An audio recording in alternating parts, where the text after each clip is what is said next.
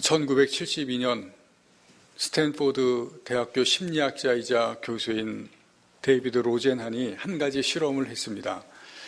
이 실험은 그 다음인 1973년에 사이언스지에 발표가 됐는데 그 논문 제목이 이렇습니다. 정신병원에서 정상으로 살아가기. 이 제목처럼 로젠한이 정신적으로 이상이 없는 사람, 일반적인 사람 7명을 실험 참가에 선택을 했습니다. 20대 학교 졸업생, 3명의 심리학자, 화가, 수학과 의사, 주부 이렇게 7명이 이 실험에 포함이 되었습니다. 이 사람들은 정상이지만 정신병원에 입원하기 위해서 자기가 어떤 부분에 문제가 있는 것처럼 그렇게 한 가지 증상을 가짜로 만들었습니다. 그래서 정신병원에 가서 진단을 받고 7명이 각자 다른 증상을 가지고 이제 입원을 해서 정신병원에 들어갔는데 정신병원에서는 이 실험을 전혀 모릅니다. 이 사람들이 정상이라는 것을 전혀 모르고 이 실험이 계속 진행이 됩니다. 그리고 입원 후에는 환자가 아니라 완전히 정상적으로 정신병원에서 살아가게 했습니다. 그래서 다른 환자들을 상담도 해주고 또 도와주기도 하고 글쓰기 등을 가르쳐주기도 하면서 지극히 정상적인 그런 생활을 정신병원 안에서 7명이 하는 겁니다. 그러다가 시간이 지난 후에 이 로젠한이 정신과 의사들을 이 정신병원에 불러서 이 7사람들을 보게 했습니다. 7사람들의 상태가 지금 어떠냐 한번 진단해 보라는 겁니다. 정신과 의사들이 이렇게 결론을 내렸습니다. 모두 다 똑같은 비슷한 결론입니다. 7명의 환자들, 그 행동 중에 일부는 정신과적 증상이 있다. 이렇게 결론을 내렸습니다. 정상인인데 이 7명의 환자들을 본 정신과 의사들은 다 정신병적으로 어떤 부분에 문제가 있다. 그렇게 지금 판단을 내린 겁니다. 그런데 재미있는 것은 그 정신병원에 수용되어 있는 진짜 정신병 환자들은 이 사람들이 가짜라는 것을 눈치챘다는 겁니다. 같이 시간을 지내면서 보는 동안 이 사람들 가짜구나. 그것을 알아채고 눈치를 챘다는 겁니다. 실험 후에 이제 말씀드린 것처럼 논문으로 발표가 됐습니다. 그러자 정신병원에서 자기들이 속은 것을 알고 한 가지 제안을 합니다. 가짜 환자를 정신병에 보내면은 정상적인 사람들을 정신병원에 보내면은 가짜 환자와 진짜 환자를 우리가 구분해내겠다. 이 제안을 로젠한이 받고 정신병원에 이렇게 얘기를 합니다.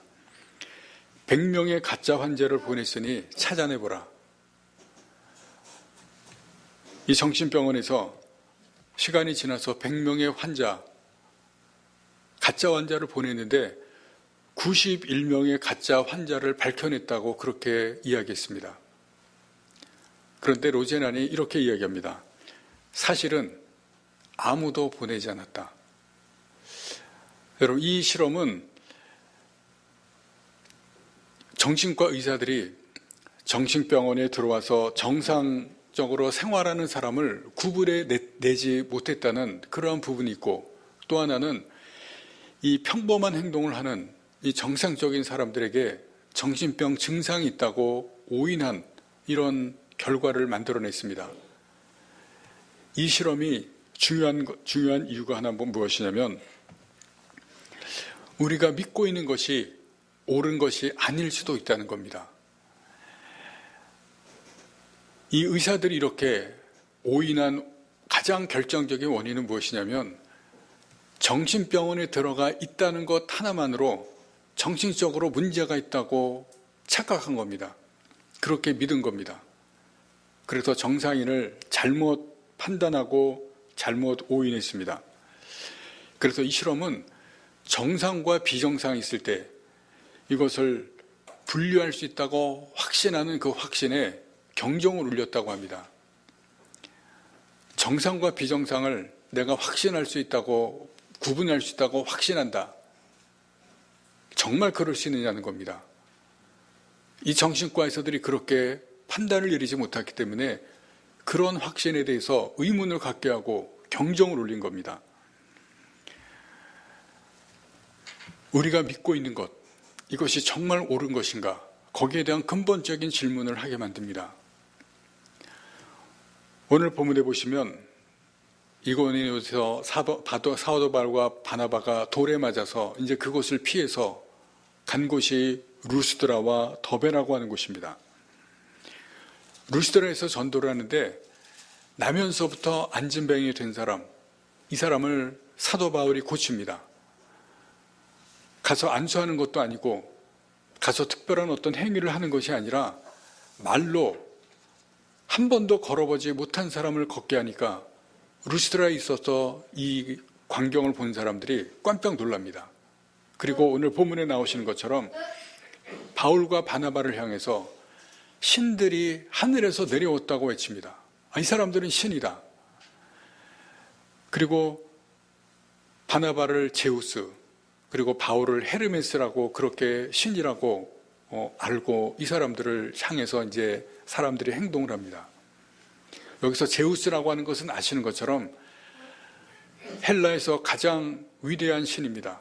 가장 뛰어난 신입니다. 그리고 헤르메스는 제우스의 아들로서 제우스의 말과 의견을 다른 신이나 사람들에게 전달하는 역할을 합니다. 말을 잘하는, 또 많이 하는 역할을 합니다. 사람들이 보니까 바나바는 제우스처럼 점잖습니다. 그래서 제우스라고 하고 사도 바울은 설교를 하고 사람들에게 말을 많이 하니까 그 말을 전달하는 헤르메스다. 이렇게 신의 이름을 붙인 것입니다. 그리고 제우스 섬기는 신당에 있었던 제사장들이 찾아와서 소를 몰고 와서 이 두 신이라고 생각하는 바울과 바나바에게 절을 하려고 하고 제사를 지내려고 합니다.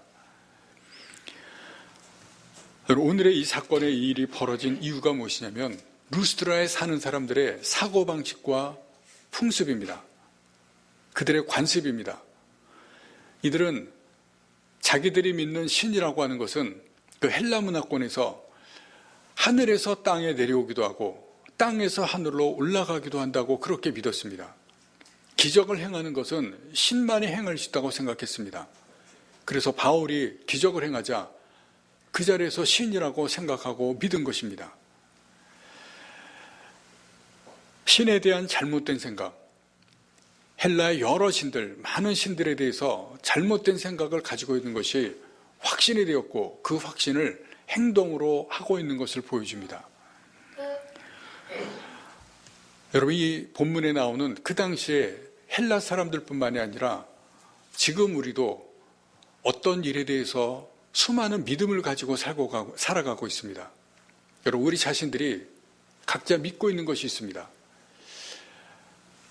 하나님에 대한 부분뿐만이 아니라 내 생각과 또 내 어떤 주장과 내가 판단하는 것에 대한 믿음입니다.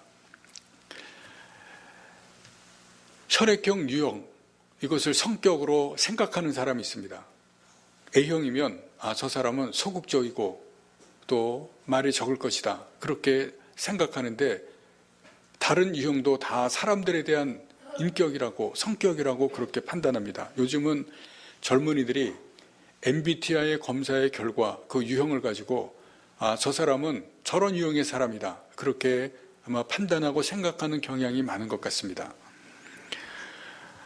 습관에 대한 것도 있습니다. 아침에 샤워해야 내가 시원하다. 어떤 사람은 저녁에 샤워하는 것이 나에게는 좋다. 그렇게 생각하는 사람들이 있습니다. 그렇게 해야만 성에 찹니다. 교회에 오셔도 여러분들이 특정한 자리에 앉으시는 것을 볼 수가 있습니다.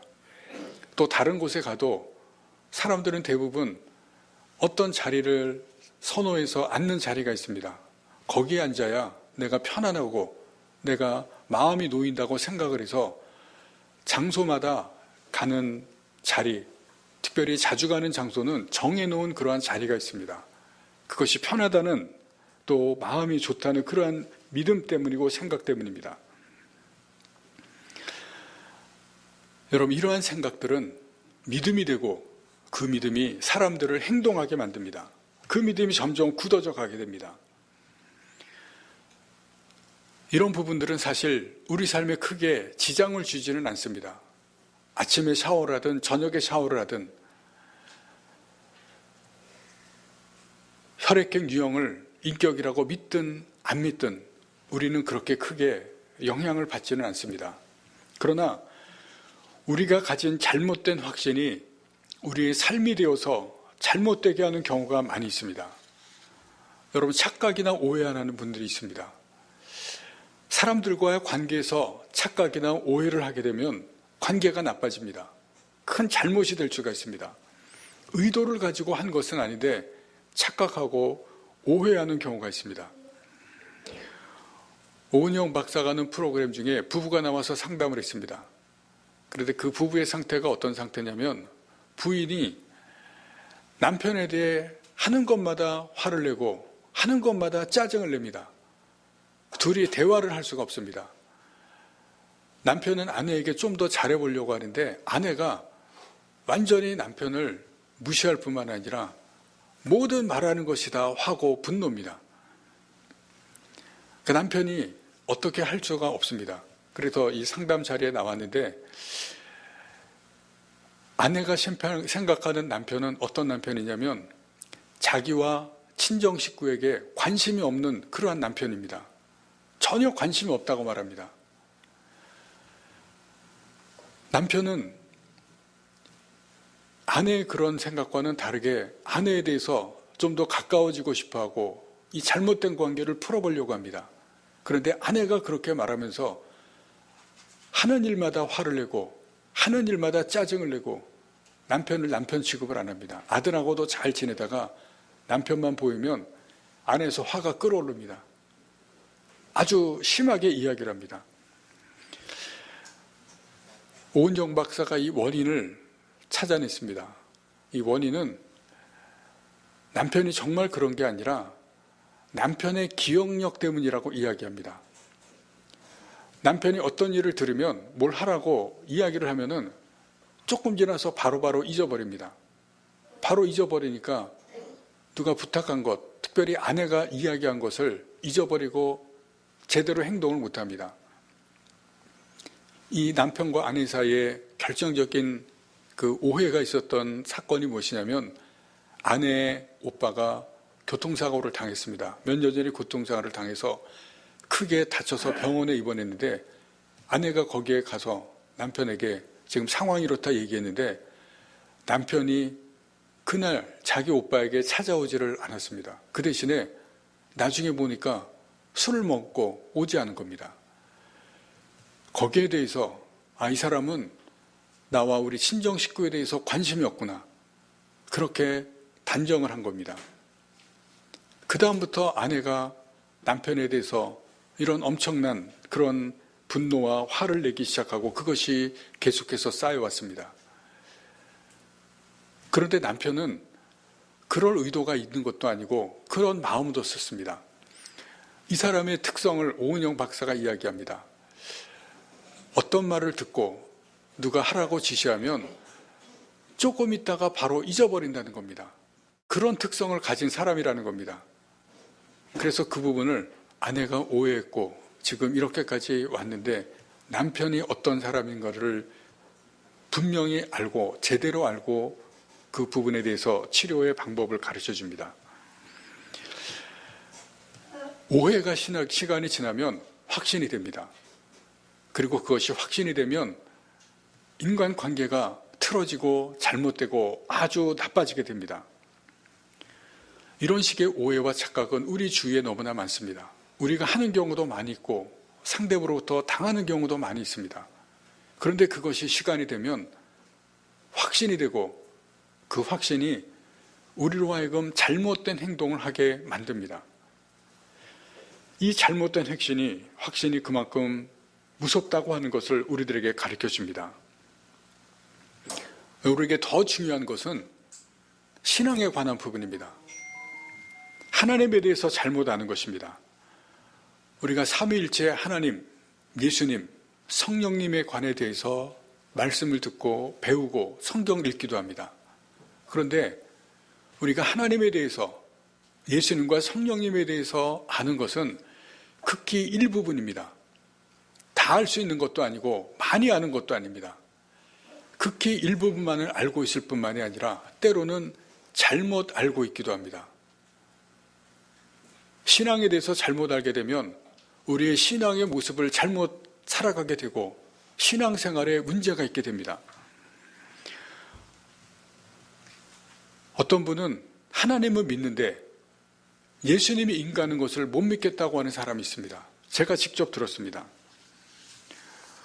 어떤 분은 십자가 죽음이 내 죄를 다 용서하신다는 것을 믿을 수가 없다고 이야기합니다. 교회는 나옵니다.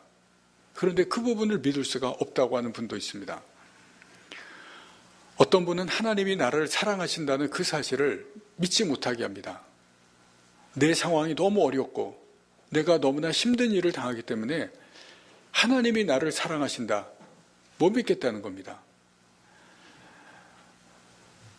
여러분, 야고보를 보시면 야고보는 진정한 믿음을 가지기 전에는 하나님은 자신이 구하는 것을 들어주시는 하나님이라고만 생각했습니다.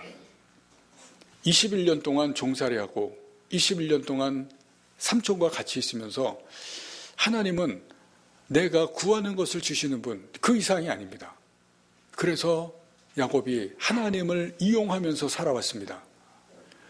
아브라함은 아들을 주신다고 분명히 약속했습니다.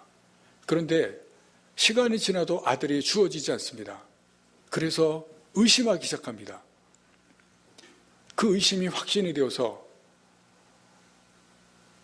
여종인 하갈을 통해서 아들을 낳습니다. 이렇게 해서 낳는 것이 하나님의 약속이 이루어지는 것이로구나. 의심이 확신이 돼서 그것이 행동을 하게 되고 그것이 잘못된 신앙을 가지게 하는 것입니다.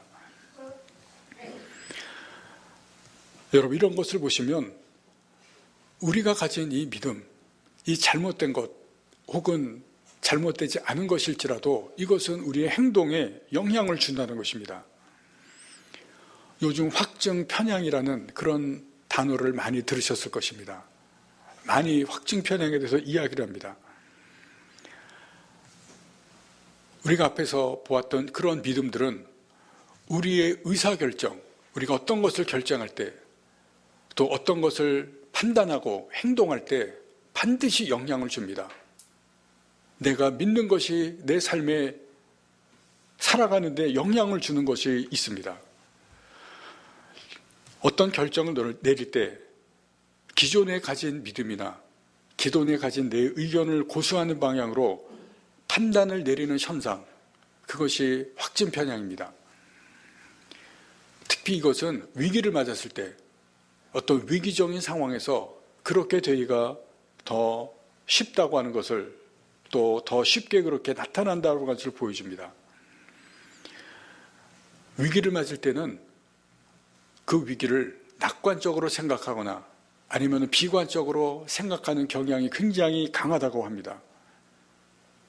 그와 반대되는 정보를, 확실한 정보가 사실이 나에게 주어져도 그것을 받아들이지 않습니다. 내가 이미 가지고 있는 그 믿음, 내가 이미 가지고 있는 그 생각, 낙천적이든 아니면 부정적이든 그 부분으로 더욱더 향해 가고 선택적으로만 정보를 받아들인다고 합니다.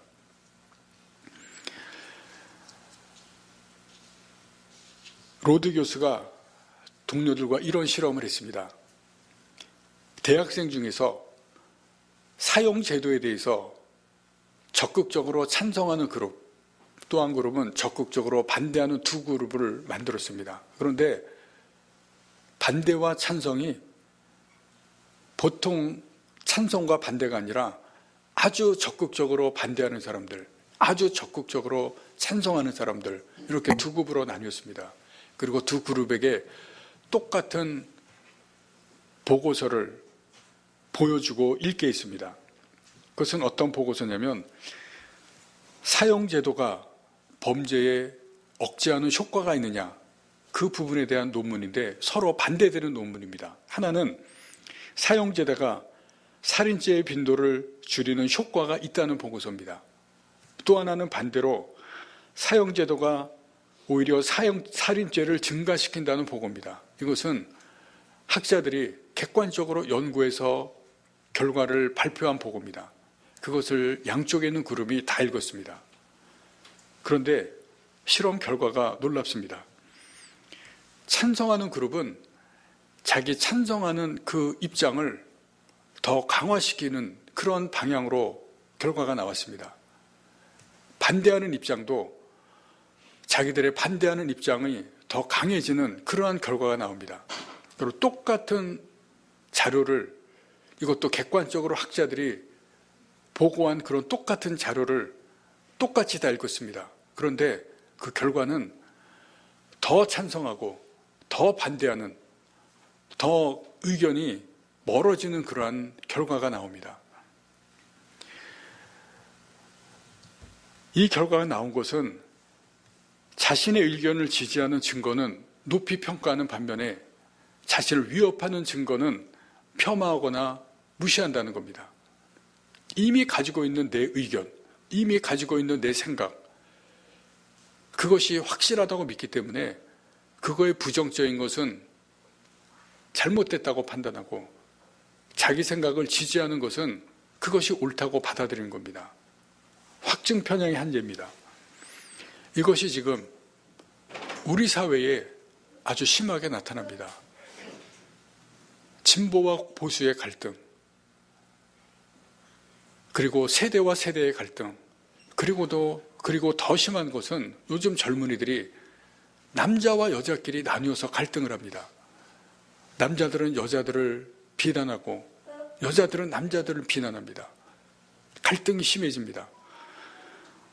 여기서 나타나는 건 무엇이냐면 내가 지금 가지고 있는 주장, 의견, 믿음, 이 부분에 대해서 객관적인 사실이 주어지더라도, 새로운 정보가 주어지더라도 그것을 내 편한 대로 받아들이고 그것이 나와 상관이 없고 반대라면 버린다는 겁니다.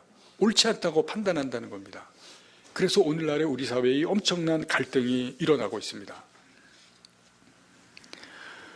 루스드라 사람들이 잘못된 확신을 가지고 바나바와 바울을 오해하고 제사하려고 했습니다. 여기에서도 이런 잘못된 확신들이 영향을 줍니다. 행동하게 만듭니다. 바울도 그런 적이 있습니다. 여러분, 바울이 예수 믿기 전에 예수님에 대해서 어떻게 생각했습니까? 하나님의 아들이 아니라고 생각했습니다. 예수가 구주가 아니라고 생각했습니다. 그것이 바울의 확신이 되고 그 확신이 바울로 하여금 행동하게 만듭니다. 예수 믿는 사람들을 핍박하고 예수 믿는 사람들을 잡아들이고 심지어 스데반을 죽이게 하는 그러한 행동을 하게 만듭니다. 우리도 이런 잘못된 그런 생각들, 잘못된 의견들, 또 잘못된 믿음, 이것이 우리에게 있는데 이런 것에서 우리가 어떻게 벗어날 수 있는지를 사도 바울이 우리에게 말씀합니다. 여러분, 이런 착각과 오해, 내가 그것을 계속해서 가지고 그것이 믿음이 되고 확신이 되었을 때 우리가 잘못되는데 그런 것에서 어떻게 벗어날 수 있는지를 사도 바울이 우리에게 가르쳐 줍니다. 루스드라 사람들이 제사를 지내려고 하는데 이것을 그만두게 된 이유가 사도 바울의 말 때문에 그렇습니다. 사도 바울이 전한 말 때문에 그렇습니다. 15절 말씀을 다시 보시겠습니다. 15절입니다. 이르되 여러분이요 어찌하여 이러한 일을 하느냐. 우리도 여러분과 같은 성정을 가진 사람이라. 여러분에게 복음을 전하는 것은 이런 헛된 것을 버리고 천지와 바다와 그 가운데 만물을 지으시고 살아계신 하나님께로 돌아오게 함이라. 바울이 찾아와서 이 사람들에게 와서 우리도 같은 사람이라고 말합니다. 우리도 너희와 같은 사람이다. 신이 아니라는 겁니다. 그리고 더 중요한 것은 바울이 지금 여기서 말하는 핵심이 무엇이냐면 첫째는 복음입니다. 중간에 보시면 복음을 전하는 것이다. 이 복음이 잘못 믿고 있는 것, 잘못 확신하는 것을 깨뜨리기 때문에 그렇습니다. 복음에 대해서 지금 전하고 있습니다. 여러분, 복음의 역할은 우리가 잘못 생각하고 있는 것, 잘못 믿고 있는 것, 잘못 확신하는 것을 깨뜨리고 그것을 바로잡습니다. 그리고 또 하나는 하나님에 대한 겁니다. 지금 여기서 사도 바울이 말하는 것은 너희가 믿는 여러 신들, 제우스, 헤르메스, 여러 신들은 세상을 주관하는, 세상을 운영하는 신이 아니라는 겁니다. 하나님만이 세상을 지으신 창조주를 말하고 있습니다. 하나님이 진정한 창조주다. 그리고 그 하나님이 살아계시다는 것을 지금 이 사람들에게 전하고 있습니다. 15절 말씀의 핵심이 그겁니다. 하나님은 천지 만물을 다 지으셨다. 창조주시다. 그리고 그 하나님은 15절 마지막에 살아계신 하나님이라고 합니다. 그 살아계신 하나님께서 지으신 우주 만물 가운데 살아계심을 보여준다고 말합니다. 너희가 비를, 하늘에서 내리는 그 비를 맞고, 그리고 그 비가 결실을 맺게 하는 모든 것이 하나님께서 하시는 것이라고 하는 것을 가르쳐 주고 있습니다. 바울은 이 루스드라 사람들에게 잘못된 신이 아니라 참신을 알게 하고 있습니다. 거짓 신을 믿는 것이 아니라 참된 신을 믿게 하기 위해서 지금 여기서 이 복음과 하나님에 대해서 알려줍니다. 여러분, 우리도 내가 잘못된 생각, 잘못된 확신, 거기에서 벗어나기 위해서는 진리를 바르게 하고 하나님을 바르게 알아야 됩니다. 이 바르게 하는 것이 우리를 잘못된 그 부분에서 바르게 만들고 바르게 살아가게 합니다. 탈북자들이 남한에 내려와서 교육을 받고 또 이 사회에서 살아가면서 충격적으로 아는 그러한 일들이 있는데, 첫 번째가 무엇이냐면 하나원에서 교육받을 때 6.25에 대해서 들을 때 다 충격을 받는다고 합니다. 북한에서는 남한이 북한을 쳐들어왔다는 이 북침을 가르쳤고 그렇게만 알고 있었는데, 하나원에서 영상을 통해서 그것이 사실이 아니라 북한이 남한을 쳐들어왔다고 그렇게 이야기할 때 다 충격을 받는다고 합니다. 너무나 충격받아서 우리가 지금까지 뭘 배우고 어떻게 살아왔는지 다시 돌아보게 되는 결정적인 계기가 된다고 합니다. 그리고 또 하나는 한국의 자본주의입니다. 일한 만큼 벌고 열심히 하면 더 버는 그런 부분을 나와서 살아보고 또다시 충격을 받는다고 합니다. 북한은 어떤 직장에 들어가도 나라에서 주는 월급을 다 받습니다. 아무리 열심히 한다고 해도, 또 일하지 않고 논다고 하더라도 같은 직장에 속해 있으면 같은 그런 보수를 받습니다.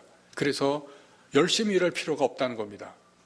그런데 한국에 와보니까 일한 만큼 열심히 하면 더 열심히 버는 그런 것을 보고 다 놀라고, 그래서 열심히 살아가려고 한다는 것입니다.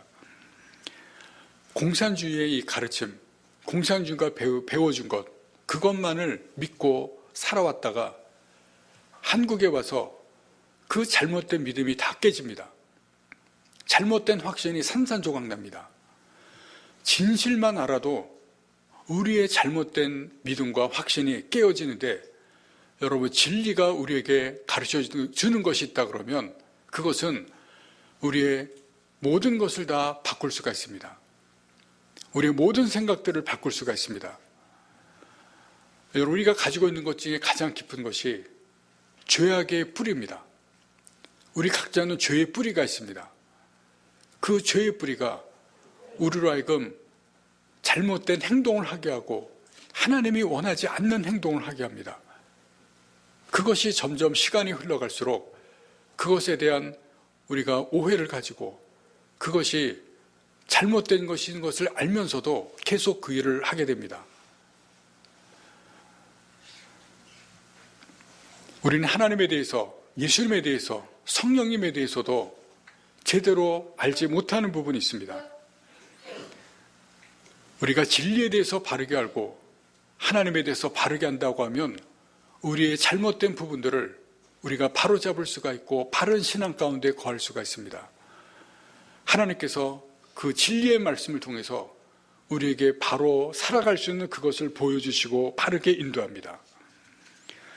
우리가 말씀을 통해서 이 진리의 말씀의 깊은 자리로 더 나아가시기를 바랍니다.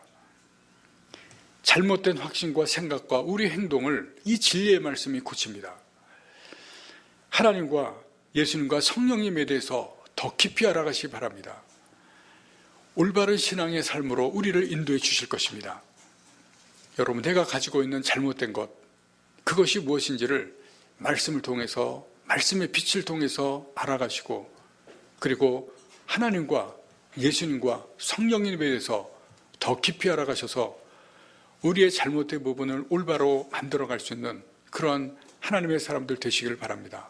그리고 여러분들이 이 말씀을 통해서 기도하실 것은 여러분 가족 중에 아직 믿음을 가지고 있지 않는 그러한 가족들을 위해서 여러분 기도하시기 바랍니다. 그 가족들이 잘못 가지고 있는 그 생각들, 특별히 신앙에 대해서 잘못 가지고 있는 믿음들, 그 부분들을 하나님의 진리의 말씀을 통해서 깨어지게 하시고 진리의 말씀을 바로 알 수 있도록 여러분 기도하셔야 됩니다. 복음이 그렇게 진리를 잘못 알고 있는 것을 깨뜨리고 바르게 할 수 있다는 것을 우리가 말씀을 통해서 보시면서 그들에게 하나님의 말씀이 전해지고 하나님의 진리의 말씀을 통해서 잘못된 것을 깨뜨리고 올바른 믿음을 가질 수 있도록 기도하셔서 하나님께서 우리의 가족들도 바른 믿음, 진리의 믿음을 가질 수 있는 그러한 사람들이 되실 수 있기를 간절히 바랍니다. 기도하시겠습니다.